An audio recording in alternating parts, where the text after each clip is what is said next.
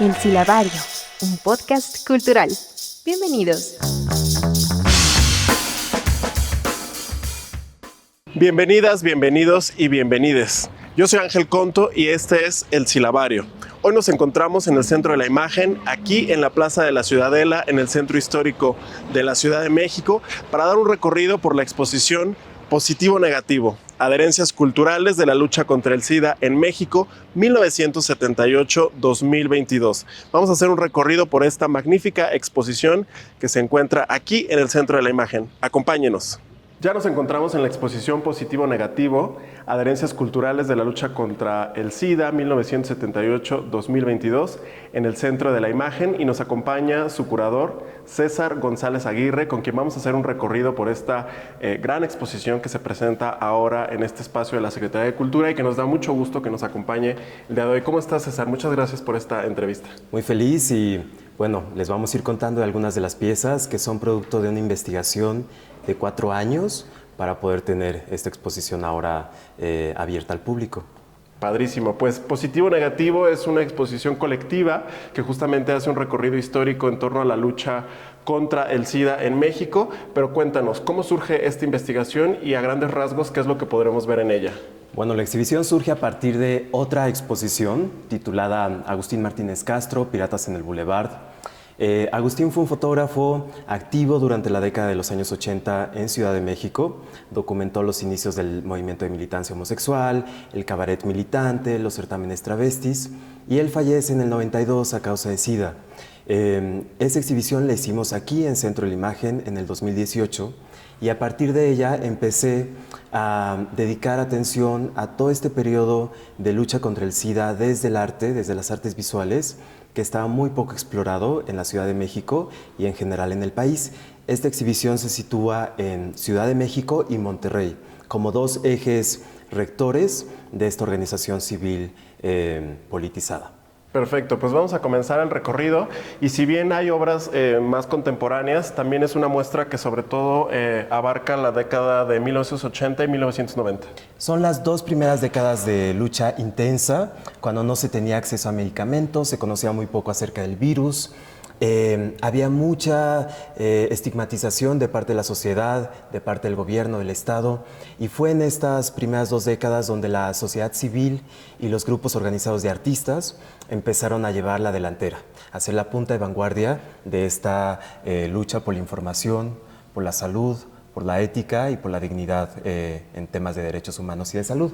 En este grupo de imágenes de Francisco Olvera Reyes vemos la detención ilegal que ocurría desde los años 60, 70, 80, todavía parte de los años 90, a mujeres trabajadoras sexuales, ya sean cisgénero, ya sean trans o travestis. Estas imágenes pues muestran cómo en el día a día ellas tenían que lidiar con el acoso de los clientes, el acoso de la sociedad civil, el acoso de la policía y de las instituciones en general del gobierno. Es un documento fotoperiodístico. En la exhibición, la foto documental y la foto periodística documentan de manera bastante cercana todos los atropellos a derechos humanos que vivían las poblaciones minoritarias en ese momento. Y están aquí porque justamente queremos compartir que todo este acoso sucedía antes de la pandemia del SIDA. Cuando aparece el virus del VIH, se recrudece mucho más. ¿Por qué se llama política sexual este primer núcleo? El primer núcleo se llama política sexual porque aborda como eje o motor de lucha y reivindicación identitaria al cuerpo, ¿no? El cuerpo como protagonista de una nueva manera de hacer política, de encontrarse con el otro, de generar una ética en común, de repensar cómo está organizada la sociedad y sus instituciones, la escuela, la iglesia, la religión, el espacio de la salud, los hospitales, siempre han sido lugares normativos a las identidades, ¿no? Y con la aparición del virus del VIH se tuvo que deconstruir todo eso. Asumir que las personas en general, por la, por todo el paso de la civilización humana, somos personas que tenemos contacto con diferentes personas a nivel afectivo y sexual. Se tuvo que aceptar que las prácticas sexuales no eran meramente reproductivas.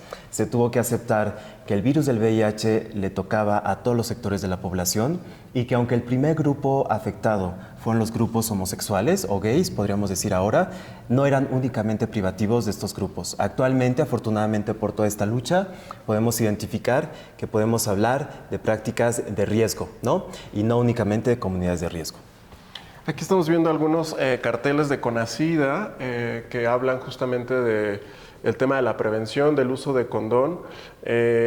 Fueron importantes sin duda los artistas y los activismos en el impulso de estas campañas. Sin ellos no hubieran sido posibles. Absolutamente. Aquí vemos algunas imágenes de Gabriel Figueroa, hijo, algunas imágenes de otros fotógrafos que prestaron su conocimiento visual para poder generar campañas tanto desde la sociedad civil como desde el Estado. Y es importante decir que aquí la exhibición está integrada por algunos materiales producidos por Conacida, por Sencida, que varios de ellos, en su mayoría, circulaba la cultura de la prevención desde el miedo, y hay que reconocer que la sociedad civil como Colectivo Sol empezó a difundir carteles de información desde la cultura de la prevención ligada al deseo.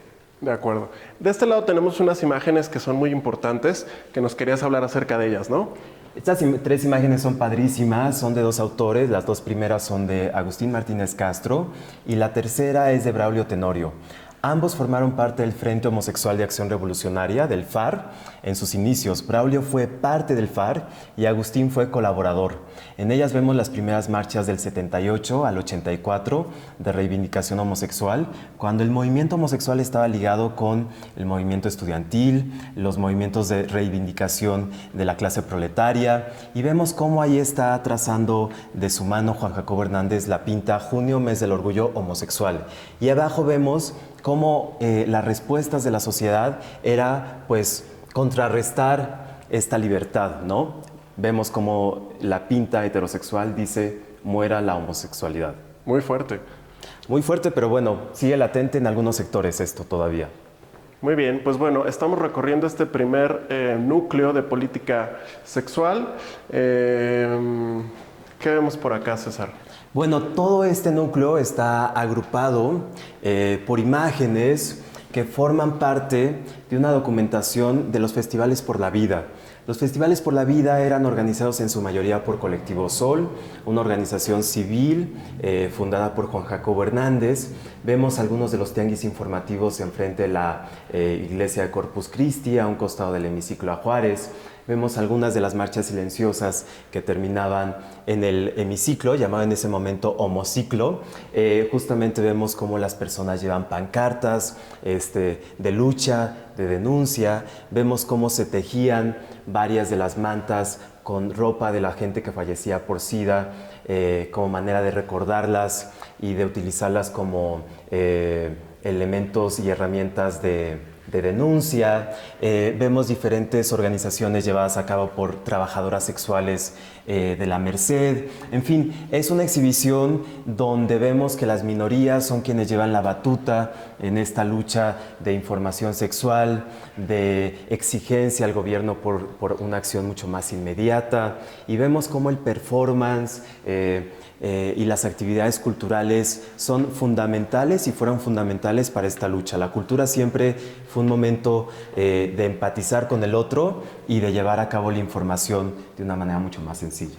Qué importante el trabajo de Colectivo Sol, que no solo se dedicó a la prevención y al trabajo comunitario en torno a las poblaciones clave en la respuesta contra el SIDA, sino que además generó una gran cantidad de materiales, de publicaciones, de, por ejemplo, revistas que podemos ver en esta vitrina expuestas y que rompían con la moral establecida en aquellos tiempos y que fueron objeto de censura, y que el día de hoy tenemos aquí la oportunidad de conocer en esta exposición positivo o negativo en el centro de la imagen. Bueno, vamos a seguir recorriendo la exposición. Muy bien, pues ahora estamos en el segundo núcleo de la exposición, curada por César González Aguirre, con quien estamos conversando hoy en el Silabario, y esta parte de la exposición se llama Erotismo Informado.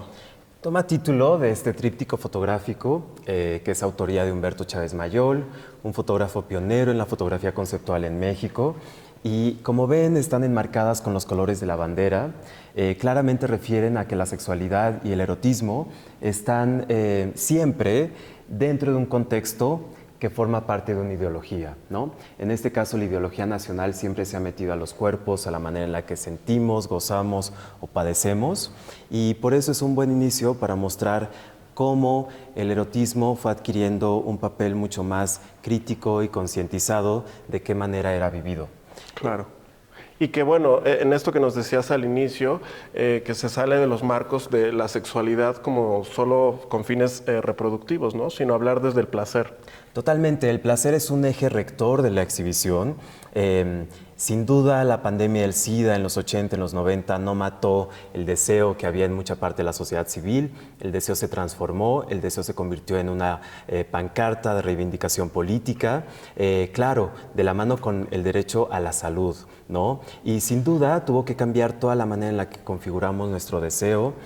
Actualmente existen muchos tratamientos de acceso a el tratamiento del virus del VIH, pero sin duda el condón pues se quedó en la vida pública de vivir la sexualidad, ¿no? Y creo que hubo varios cambios a partir de la pandemia del virus, más bien muchos cambios. Aquí vemos una parte pues mucho más cruda de lo que acontecía en ese momento. La sociedad civil siempre ha sido en casos difíciles de entender, muy violenta en relación a grupos minoritarios, y vemos aquí una portada de la revista El Alarma con el título Matan acidosos. Es el asesinato, pues es una barbarie del asesinato de 3 activistas que luchaban por los derechos de las personas viviendo con VIH, y vemos una fotografía de Agustín Martínez Castro de un contingente reivindicando esta denuncia al alarmismo en la nota roja, y vemos una vitrina también compuesta por diferentes materiales donde el virus adquiere unas metáforas como cáncer, como plaga, como castigo de Dios, que sin duda son metáforas que se van formando con una carga ideológica ligada a la moral católica y al conservadurismo en el país. Actualmente esta carga de violencia en las publicaciones de nota roja ha disminuido, pero siguen existiendo. Así es. Y vemos también, bueno, algunas imágenes. Vemos a lo largo de la exposición muchas imágenes en las que el condón es un tema central de las obras. Estas, por ejemplo, que son obras del taller Documentación Visual, que utiliza otras obras para hablar acerca del condón, que son muy bellas. A mí me parece que son muy bellas, que son también de la década de 1990. Y acá hay otra obra que me gusta mucho, que es esta, que también tiene un condón. Es fantástica, de un artista increíble. Esta es maravillosa, es una pieza de Nahum Senil en condonado, y junto a ella vemos a Nahum Senil con la bandera mexicana introducida en el ano, ¿no? Y justo estas dos maneras de autorrepresentarse refieren a cómo la ideología nacional ha invadido todos nuestros cuerpos, metafórica o digamos simbólicamente, pero también en la práctica cotidiana, y vemos cómo en ese momento Nahum también reacciona a toda esta nueva manera de tener contacto con el cuerpo del otro, tanto así que en esta imagen se representa completamente cubierto por el condón. Hay, como dices, muchas imágenes del taller de documentación visual que prestó sus servicios visuales a las organizaciones civiles para circular información. Muchas de las imágenes que vemos aquí circularon de mano a mano, se utilizaron en marchas. Aquí vemos un cartel de Nahum Senil, publicado por el Círculo Cultural Gay, y a mano derecha vemos una fotografía documental de Ireri de la Peña en el Homociclo a Juárez, con un grupo de mujeres trans y travestis celebrando, y como ven, ahí algunas están sosteniendo los carteles que estamos aquí viendo en la exhibición. Ese fue, digamos, el momento donde las imágenes se socializaron, se viralizaron y formaron parte del movimiento. Actualmente son memoria, son historia, y las podemos empezar a discutir desde la arena cultural de los museos. De acuerdo. Bueno, pues estamos llegando al tercer núcleo de la exposición positivo-negativo, que se llama Transerótica. ¿De qué va este núcleo, César? Transerótica es un homenaje a la reivindicación travesti y trans en la Ciudad de México. Toma como punto de partida a los feminismos que estaban activos desde finales de los años 70 en la Ciudad de México. Hay dos autoras pioneras en este sentido, Mónica Mayer y Maris Bustamante. Ambas también trabajaron juntas en el colectivo Polvo de Gallina Negra y están ubicadas aquí porque su trabajo tenía que ver con desmontar toda esta heteronorma que había en la sociedad mexicana, que hay.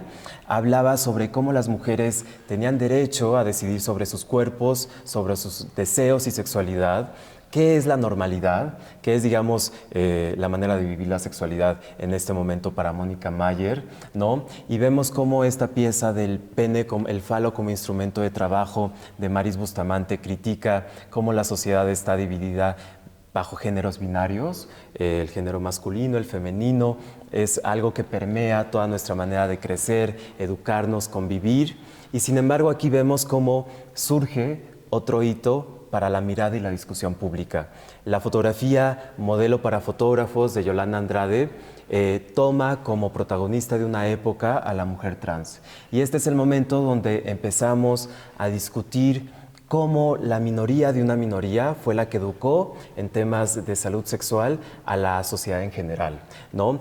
Fueron quienes dieron la cara en los programas de televisión, fueron quienes repartieron condones, folletos e información bajo la figura performática de la condonera, en la calle, en escuelas, en bares, en centros nocturnos, y vemos cómo en general lo que debemos de vivir de manera mucho más libre nuestra sexualidad es gracias a este grupo, a mujeres como Gerardo Ortega, la Mema, a mujeres como la Josefina, que sigue activa, a mujeres como Alejandra Bogue y actualmente al Archivo de la Memoria Trans, que están haciendo un trabajo colectivo en relación a la reivindicación de la memoria trans. Muy bien. Y bueno, hay muchas imágenes también de Yolanda Andrade en esta exposición, ¿no? Acá vemos, por ejemplo, unas. Exactamente, Yolanda Andrade, no la actriz, sino la fotógrafa. Ajá. Y vemos este grupo de fotografías donde la protagonista es Polo Gómez, una activista que comenzó inicialmente con Colectivo Sol. Desde Colectivo Sol crearon la iniciativa El Condomóvil, que es una unidad rodante que transmite información de prevención sexual por todo México, ha viajado por Centroamérica y vemos cómo Polo Gómez trabajó de la mano con Yolanda en diferentes momentos de sus performances públicos, como La Muerte, como Quinceañera, otra vez como La Muerte, como Juan Diego y al final como La Virgen de Guadalupe. Unas imágenes que pueden llegar a ser bastante polémicas, pero que él sabía que su manera de vestirse, de actuar en el espacio público era una manera de crear atención y conciencia, de tal manera que los periódicos cubrían todos sus performances y de esa manera se podía esparcir la información. Muy bien.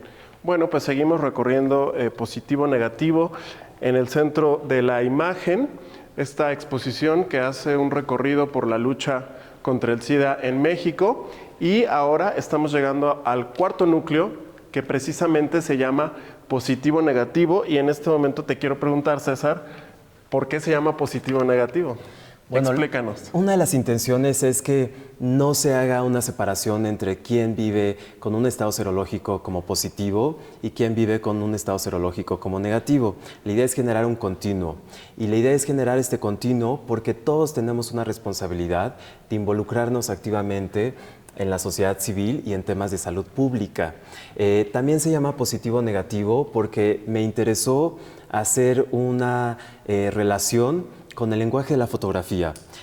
Todo lo que ocurre en un cuarto oscuro de revelado analógico, de revelar una imagen y que aparezca, también creo que sucede en un estado vinculado con el virus del VIH, por el cual atraviesan diferentes procesos químicos para poder convivir con el virus toda la vida, ¿no? Y positivo o negativo, este núcleo en particular, refiere a toda la lucha que sucede desde el cuerpo, ¿no? Desde los primeros momentos donde hay estas consignas de lucha de mi cuerpo es mío o de mostrar los senos al descubierto como manera de reivindicación identitaria, también están las protestas por asesinatos en Chiapas a mujeres trans y travestis en los años 90. También hay un material del Besatón que sucede en el Museo de Arte Moderno en los años 90 a causa de una censura de parte del museo por dos hombres besándose en público, y entonces la comunidad activista, la comunidad artística reacciona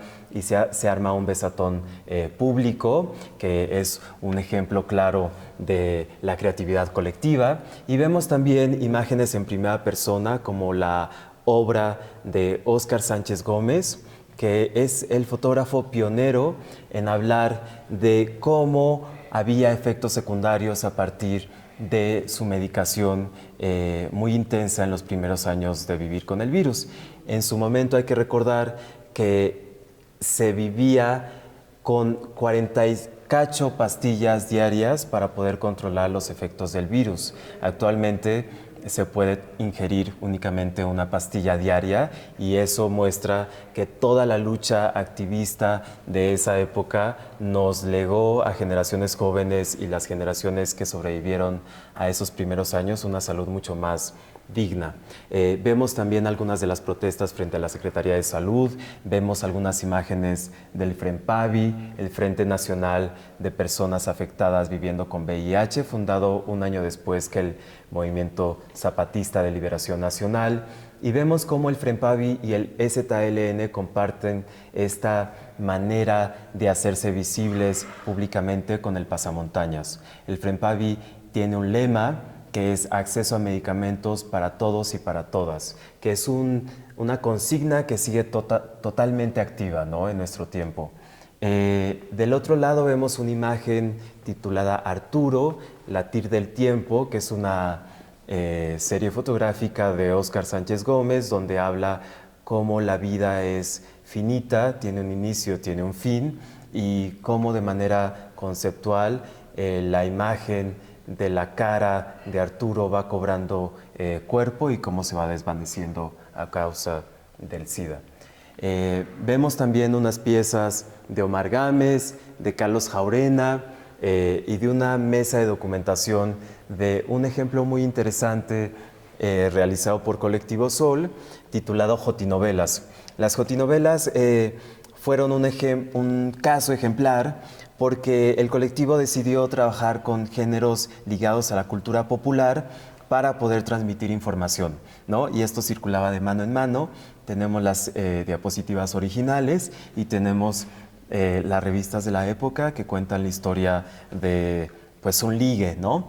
Con un mecánico, y cómo otra vez aparece ahí el condón como elemento de la época para prevenir la transmisión del virus del VIH. Están padrísimas. Tienen que venir y leer las, ¿cómo dijiste? Son las jotinovelas. Jotinovelas, exacto. Muy bien. César, ¿y cuántas personas, cuántos artistas y colectivos están participando en esta exposición positivo-negativo? Bueno, entre artistas y colectivos más de 50, es un número en realidad grande, pero también pequeño, porque fueron mucho más creadores quienes estuvieron participando en estas 2 primeras décadas fuertes de lucha. Sin embargo, bueno, como cualquier exposición tenemos que tener un espacio concreto y un tiempo concreto para trabajar, pero aproximadamente muchos. Y es una de las exposiciones más grandes de esta temática que ha habido en México, ¿no?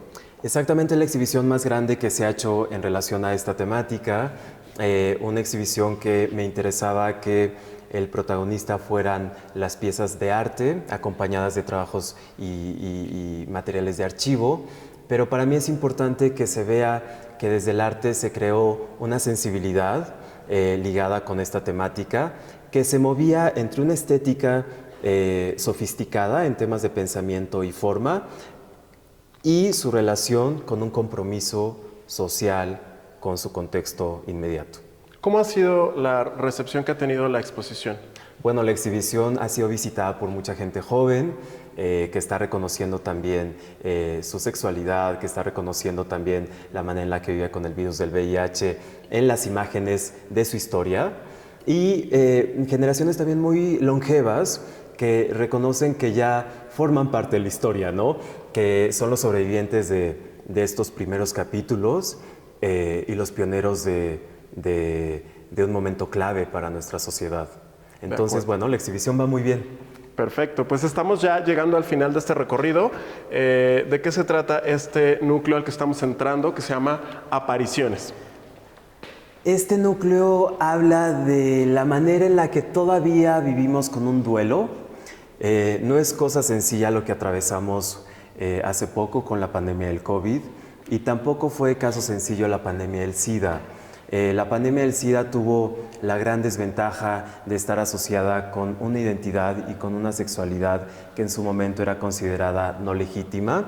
Y en ese sentido hubo mucho maltrato a las personas que vivían con el virus del VIH en los años 80, en los 90.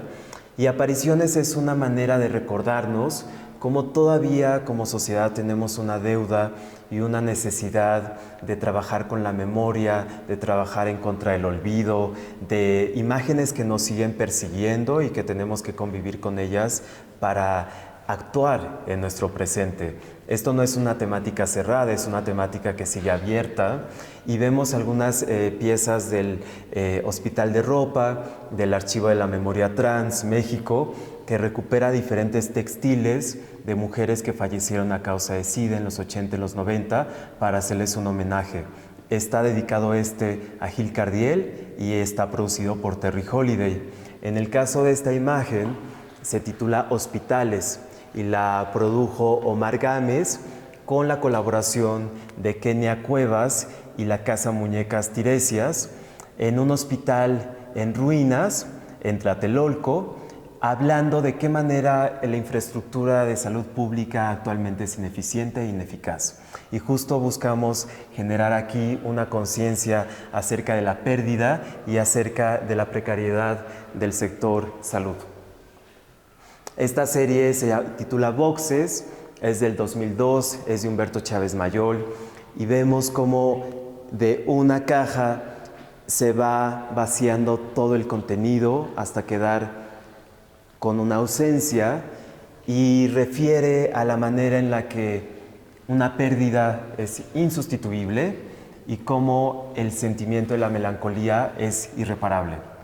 Esta pieza, por último, es una fotohistoria de Antonio Salazar, la cabeza del taller de documentación visual, donde narra cómo el cuerpo y la presencia de su amado, Jesús Garibay, se va desvaneciendo con los efectos del virus del VIH. Es un homenaje a su amor.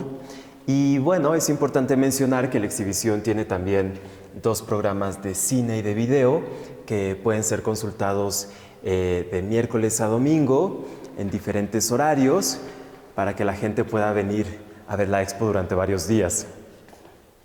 Buenísimo. Pues qué importante hablar de estos temas, qué importante dar voz a las historias en torno a la lucha contra el SIDA, a los artistas, a las colectivas, a los colectivos, y qué necesario justo en este año también hablar de esta otra pandemia que continúa, pero que también, bueno, se vive de otra forma, hay que decirlo, hay que informarnos. Hoy en día el virus del VIH pues es una forma, digamos, no es una sentencia de muerte, se vive con mucha calidad de vida y bueno, a pesar de ello los prejuicios continúan, pero también la precarización en torno a las vidas viviendo con VIH, entonces es importante esta reivindicación y qué bueno que has hecho este trabajo tan importante, César. Muchas felicidades, muchas gracias por acompañarnos el día de hoy en el Silabario. Vengan a visitar Positivo Negativo aquí en el Centro de la Imagen y bueno, algo que nos quieras decir a manera de conclusión. Estoy muy contento con la visita, con la recepción de los públicos que han llegado por acá, y retomo una frase que dices, por ejemplo, silencio es igual a muerte, ¿no? Es una de las frases contundentes de esta lucha para alzar la voz colectivamente, seguir exigiendo el acceso a medicamentos también, y asumir también esta otra frase activa en la sociedad actualmente, que es intransmisible es igual indetectable es igual a intransmisible, ¿no? Que esto quiere decir básicamente que una persona que vive con un buen tratamiento al virus del VIH ya no puede transmitir el virus. Eso es una gran hazaña de la medicina y es una gran hazaña gracias a la hazaña colectiva y organizada de la sociedad civil. Buenísimo. Pues gracias por acompañarnos hoy en el Silabario. Yo soy Ángel Conto. Síganos en las redes sociales de la Secretaría de Cultura para más recorridos y no dejen de visitar el Centro de la Imagen y esta magnífica exposición Positivo-Negativo, adherencias de la lucha contra el SIDA, aquí en el Centro de la Imagen. El Silabario, un podcast cultural.